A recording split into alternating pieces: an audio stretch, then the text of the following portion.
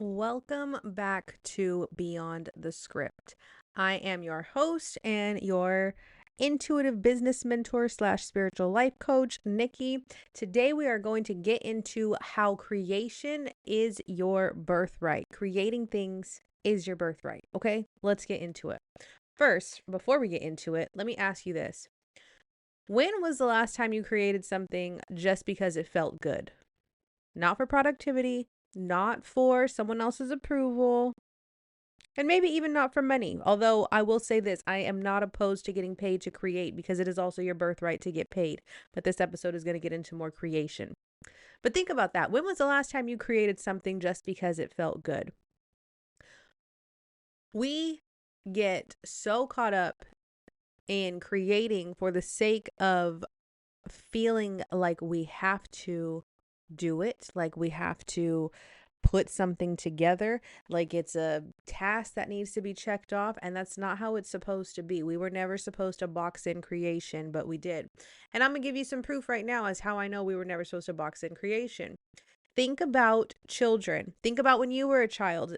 Well, let me back up. Before we get into your childhood, think about the children that you know, whether that's your own children, whether that's nieces, nephews, grandchildren, your friends' children, something like that. Think about the children that you know, specifically in toddlerhood. What is one of the first things that toddlers learn to do aside from speaking? They learn to dance. We have all seen the videos of babies dancing, toddlers dancing. A good tune comes on and they're moving around and stuff, or bouncing up and down in their little diaper. Why is that? Because creation is a birthright. It's one of the identity of creator is honestly one of the first identities that you will hold. Aside from your identity coming in the birth order, either as a sibling or an only child, a son, a daughter, the identity of creator is one of the first identities that we have. We are naturally creative beings. We are naturally in the mode of singing and dancing and coloring, right? Think about, I have three children. I have two toddlers right now. And then I have my bonus child. So I have four children altogether. All of them love to sing. Even my 1 year old. My 1 year old, I know she's awake from her nap because she's laying in her bed and she's singing either ABCs or Twinkle Twinkle Little Star, right? My 5 year old and the 9 year old, they love to sing. They love to put on shows when they're together. Okay, there's no self-consciousness around them. There's no self-consciousness about how they sound, if they're on key, anything like that. Every single one of us had that when we were children. We all had that natural instinct to create art and to move our bodies and to feel good. But as we grow, we get caught up in corporate world. We get caught up in what the quote unquote grown-ups told us to do. We get caught up in responsibilities and we lose the childlike instinct to create. And it's sad that we have to call it childlike because it's really not supposed to be childlike. It's supposed to exist within all of us. It's a birthright. It's not exclusive to children. We've made it exclusive to children because we have put limitations on it. We've put structure on it. We've put rules on it. And we start teaching our children these rules at a very young age. And I want you to think about a coloring book. When children color, they color all over, right? They color all over the page. They put all kinds of colors out there. They're like, I'm going to throw this red here. And you know what? Today the sky is green and the grass is orange and the sun is purple. And there are no rules in the art that they create. If they're in a coloring book and they're coloring all over the page, we tell them you have to color inside the lines. We tell them don't go outside the lines. We tell them, no, the sky is blue. You have to make the sky blue. You have to make the sun yellow. You have to make the grass green, right? We put these rules into creation. Grown-ups do. Adults do. We put the rules on them. And so little by little, we start stripping away the natural creative instinct because we've now regulated it the same way that we have regulated everything else in Western society. Water is regulated. Land is regulated. Everything is regulated. Everything is regulated, right? And so that's why we have a disconnect. There's such a disconnect. We come into adulthood, and now we have these jobs. We've lost sight of our creativity. Now we're stressed out. We're thinking about deadlines. We're always worried about the future. We're not putting our creativity first. We're putting our creativity last. A lot of adults I talk to have started to feed themselves the lie of, I'm not that creative. I'm just not a creative person. And that's not even true. One person's form of creation does not have to be identical to the other person's form of creation. And I'm going to give you a solid example that I see between my husband and I often. And so my husband, for example, he's one of those people who has told me I'm not creative, and me being the person that I am with the business that I have, I'm like, absolutely not. That does not fly in this household. And I reminded him, my husband is not creative in the sense, like, he doesn't like to write. It's not his thing. He doesn't like to write. He doesn't really like to draw, but that man can cook. Hey, he cooks well. And not only can he can cook without a recipe book. Now, see, I need the recipe. You got to tell me, that is where I need rules and regulations. Please give me step-by-step instructions, because I will mess it up. But him, on the other hand, he can put things together. He can put sauce. He can create sauces from scratch without needing a recipe guide. And it turns out good every single time. And he just knows what he's doing. Being able to cook like that is a form of creation. Now, me, I like to bake. I still need a recipe book, right? It's still not coming off the top of my head. I need somebody else to create it, and I will follow the steps. Okay. So creation does not just look like writing and drawing and painting and things like that. There's so many other forms of creation.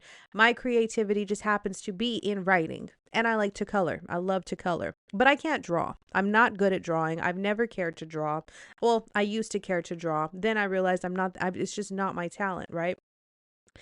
But taking it back to your birthright, your God-given gift is to be a creator, is to create things. We have to stop pushing it aside and looking at it as either a burden or as something that is unattainable to us, because that is probably one of the biggest lies we tell ourselves is, I'm not creative, or I'm not a creator. And if you've listened to me at all, you know that I believe that there is a lot of power in the I am statements. And so when we say things like that, when we say I'm not creative or I'm not a creator, we are denying ourselves one of the core pieces of our existence. We are denying ourselves one of the core identities that we have had since birth. No wonder we're miserable. No wonder we're feeling some type of way all the time. No wonder we're mad and stressed out. Imagine denying yourself your natural birthright every single day for years on end. Imagine that. Imagine that you deny yourself. That's like denying yourself food, something that you need to survive. And you just keep denying yourself of that. And you're like, I'm not going to eat. I'm not going to eat. I'm not going to eat. And then you don't feel good. It's the same thing. I'm not going to create because I'm not creative. I'm not a creator. It's a lie. And that's why a part of you doesn't feel good, because you're denying yourself one of the core essences of who you are. The other reason that creativity gets pushed aside is because we are in a time period of a lot of overconsumption. We watch the creators online. We scroll our phones, our tablets, our computers, primarily our phones. We scroll and we watch other people create. Now we're comparing. Well, I can never create like that. I can never sing like that. I can't play the instrument that good, right? We start comparing. And in overconsumption, we're doing the exact opposite of what we're supposed to be doing. If we're supposed to be creating and all we're doing is consuming, well, again, we're still denying ourselves a big portion of our birthright. Overconsumption does not lead to happiness. Consuming other people's content all day long does not lead to happiness. We're not designed that way. Okay? To take it further, creativity is not just about art. Creativity is also problem solving. Who likes puzzles? Any of my listeners like a puzzle? That's creating. Creativity is in a puzzle, and it's also problem solving. Okay, I know math is a touchy subject sometimes. I personally loved math. Math is a form of creativity and problem solving. When you can imagine things and bring them to life. You take that puzzle and you bring a picture to life. That is creating, but it's creating in a problem solving manner. Scientifically speaking, creativity also reduces stress and increases dopamine. It keeps your brain flexible from being so structured all the time because it allows you to freely do something. When we live in a world where there's so much structure, right? You have to get to work at a certain time. For my 9 to 5, workers out there, you have to be at work at a certain time, and you have to take lunch at a certain time, and you pick the children up and you put them to bed, and everything is so structured. Everything is so structured, right? And we love structure, we love routine, we love a structured brain, but at the same time, like, the brain also needs flexibility. You need flexibility from time to time, right? Being creative allows you to have that flexibility. And I believe that sometimes people have a hard time creating something because they are so structured. When you become so structured in a certain way, then it's hard to allow yourself to have that flexibility. But without that flexibility, then it's hard to relax. And when it's hard to relax, then we look to other ways to relax, through substances, through scrolling, through television, right? Anything that we feel can turn our brain off. But the irony is, it's not about turning our brain off. It's about utilizing a different part of our brain that does allow us to relax. Okay? That's the scientific piece. Now, yeah, we got to get a little spiritual in here. The spiritual context is creating aligns us with our God, source, universe, whatever you believe in. It is an expression of life force moving through us. You all know, if you've heard anything I've said, that the one thing I preach on is intuitive writing. And I have talked about how the more you do intuitive writing, it becomes channeled writing. And I do firmly believe that when I get into my intuitive writing practices and I'm out seeking answers, so let me back up. Intuitive writing is the creative process, right? It's me taking a creative action.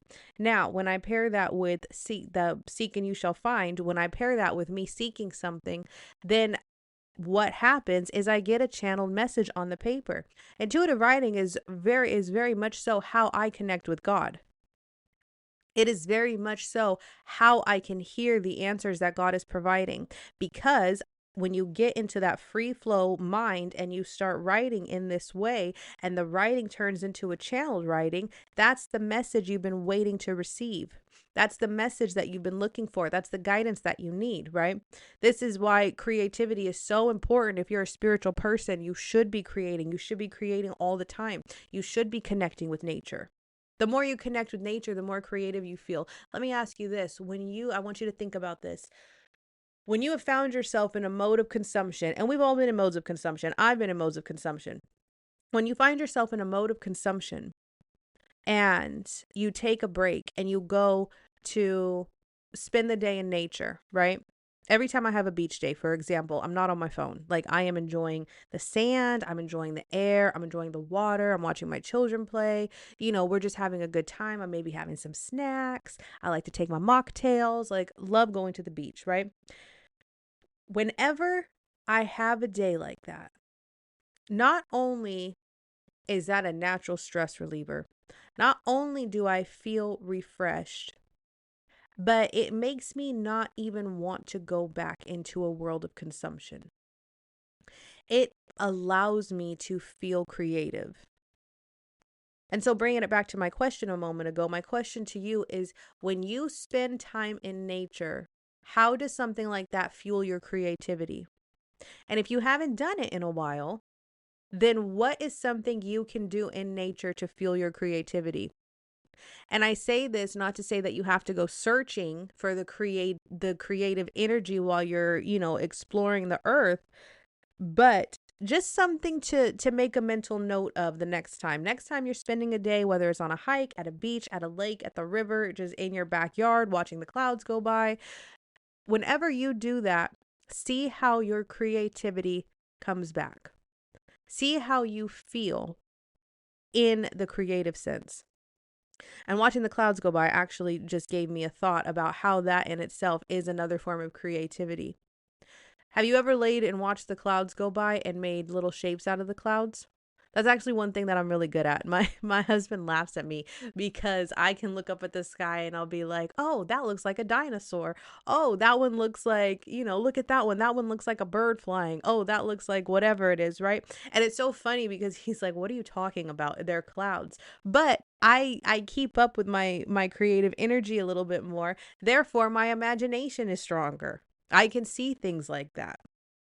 That's one of the things, not to get too off topic, but one of the things that I loved about like acting classes, right, is you take these improv classes and you have to turn regular things into something else. So I was eating one of those Pocky cookies the other day, and out of that, like, I just felt like getting into character, and so that Pocky cookie then became a at one point it was a cigar, and then at another point it was a cigarette, and then at another point I pretended it was an incense and stuff like that. And these are the things that I just do around my house, to be silly or whatever. But it all everything that's but my point in sharing that is there is creativity in everything if you allow your brain to go there. If you allow your brain to do that, if you allow your essence to embody the identity of the creator that you were given at birth, then you will see how many times you can bring creativity into your life. Creativity is just another form of play.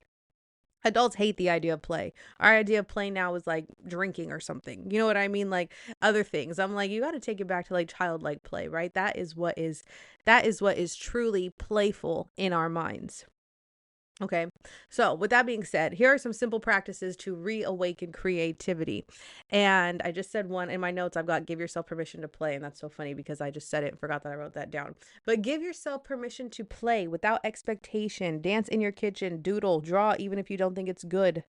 Okay, I want you to think about children's artwork before they understand like how to draw, shapes and stuff like that. It's scribbles, and they're so proud. They're so proud of it. They bring it to you. There's so much excitement, so much light in their eyes. They're like, look what I made. Look what I made. Like, bring that back to yourself. Look what I made. Revisit the things that you loved as a child. So as a child, I always loved to write. I used to pretend to write song lyrics. I wanted to be like a hybrid between Britney Spears and Avril Lavigne. Yes, I did. So I would write song lyrics as a child. And so I don't write lyrics too often anymore, but I still love to write. It's evolved now. I try to write like a Facebook post every single day. I write emails to my email list. I'm working on getting better at writing on Substack. These are the things that I do now. I love to write. Create for the process, not the outcome. This is key. Create for the process, not the outcome. Create for the sake of creating. Allow yourself to just enjoy the journey of creating what it is that you're creating without worrying about the outcome. Think of it this way. How many times, actually not how many times, but more so, have you ever gone to bake something that you saw that was supposed to be real cutesy, and after you did it, like, it did not come out at all how you planned? And yes, there's some disappointment if you are planning, for it to come out a certain way to share with others. But aside from that, there's a lot of joy in the process. There was a lot of joy in putting all of this together. And so I want you to think of it like that. I want you to think of creating for the joy of the process and not necessarily the outcome. So I encourage you today to choose one playful, creative act that you can do today, something that feels natural and fun, whether that is dancing, whether that is singing, writing, cooking, baking, going for a walk and looking up and seeing if you can find shapes in the clouds, whatever it is. I encourage you to go do one playful, creative act today. Okay. And as we close out, I will leave you with this. Remember that creation is your birthright. You were born with the identity of creator. This is not a skill that you have to earn. It already exists right there within you. It has existed since birth. You just have to learn how to bring it back out. Okay? Next, I will say, if you feel called to, reflect on or share your favorite childhood creative memory. Okay, if you're listening to this episode and you're feeling all inspired to go be creative, tag me at Nikki Lynn Mayo. That is my new permanent username, at Nikki Lynn Mayo. I will do it. I will put it in the show notes, but tag me there. Tag me and tell me what your favorite childhood creative memory is and how you plan on bringing that energy back into the now. That's the other thing that I wanted to mention too. Don't stress so much about the future. Don't think about a time period that doesn't exist. The time period that exists is now. When you bring things back to the now, it's a lot easier to be creative. And the last thing that I will say with that is I did create a 5-minute intuition activation. Now, inside of this helps you. The idea behind this is not only to activate your intuition, but to help bring you into the present moment and into the feelings of your body. I would not be surprised if something like this also helped to kickstart your creativity. That's not a promise that I'm making because I did it for intuition activation, but as I'm speaking on this episode, I'm like, I bet that would work for this as well. So I will link that in the show notes as well. You can grab that, download. It does come with a couple journal prompts if you want. So that is today's episode. Don't forget that creativity is your birthright. You are the creator. Your thoughts create reality. Everything that you want exists in the mind. All right. And I will see you all next week.